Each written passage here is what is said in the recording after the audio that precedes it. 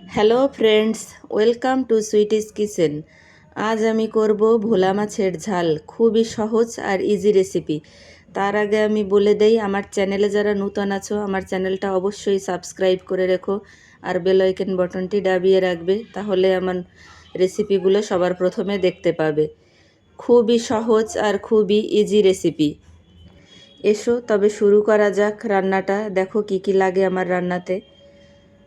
আমি ভোলা মাছগুলো কেটে সুন্দর করে একটু নুন হলুদ মেখে রেখেছি। এবার আমি মাছটা হালকা করে একটু ভেজে নিব। আমি ননস্টিকের কড়াই নিয়েছি, কারণ এই মাছগুলো খুব নরম হয়, একটু লেগে গেলেই ভেঙে যাওয়ার ভয় থাকে। অনেকে মাছগুলো কাঁচাও ঝোল করে, আমি তবে একটু ভেজে নিলাম। মাছগুলো এক এক করে একটু উল্টে দিয়ে আমার মাছটা ভাজা হয়ে গেছে। এবার আমার রান্নায় কি লাগছে দেখো।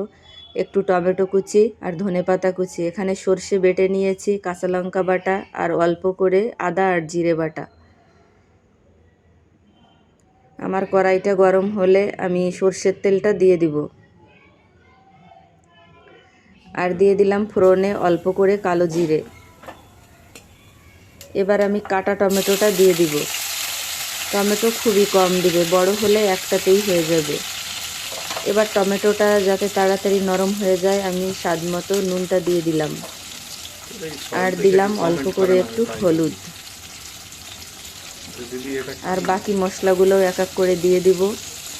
জিরে আর আদাটা দিলাম, এটা খুবই কম করে দিয়েছি। আর দিলাম কাঁচা লঙ্কা বাটা। ভোলা মাছের ঝাল, তাই ঝালটা একটু বেশি দিলে টেস্টটা ভালো হয়। আর দিলাম ছোট 1 চামচ শুকনো লঙ্কা গুঁড়ো, এতে একটু কালার আসবে তাই।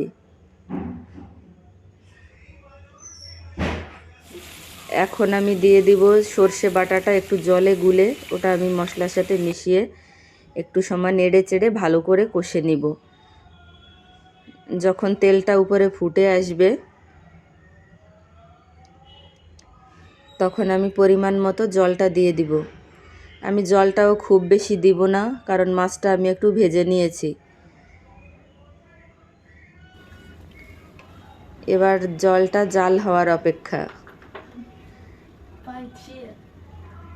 জলটা যখন জাল হয়ে ফুটে উঠবে, দেখো ফুটে উঠেছে। এবার আমি মাছগুলো ছেড়ে দিব।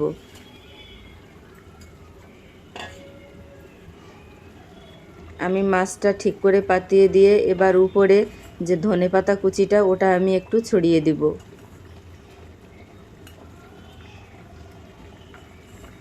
খুব বেশি সময় লাগে না, খুব কম সময়ে রান্নাটা হয়ে যায়। আমি 2 মিনিটের জন্য একটু ঢেকে দিলাম। এবার ঢাকনাটা তুলে আমি কিছু সময় জাল করে নিব। খুবই তাড়াতাড়ি হয়ে যাবে। ঝোলটা তোমাদের পরিমাণ মতো রাখবে, এতে বেশি ঝোল রাখলে ভালো হয় না, একটু কম রাখলেই ভালো হয়। এবার আমার মাছটা হয়েই এসছে। নামানোর আগে উপর দিয়ে আমি একটু সর্ষের তেল দিয়ে দিব। আমার রান্নাটা এক প্রকার শেষের দিকেই রেডি হয়ে গেছে, আর দেখেই বুঝতে পারবে আমার রান্নাটা কতটা টেস্ট হয়েছে।